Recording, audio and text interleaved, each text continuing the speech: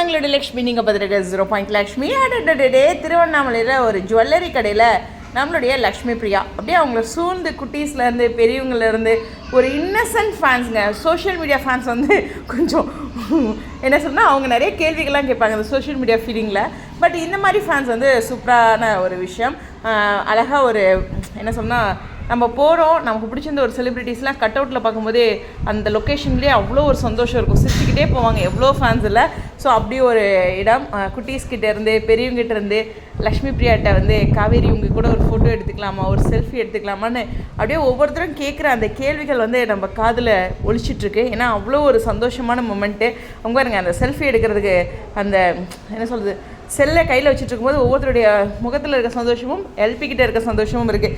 இவங்க எவ்வளவோ வீடியோஸ் இது மாதிரி ஆட் அது மாதிரி போட்டிருந்தாலும் இந்த வீடியோ கொஞ்சம் ஸ்பெஷல் இல்லையா? கண்டிப்பாக வந்து அவ்வளோ அழகாக இருக்குது பார்க்க.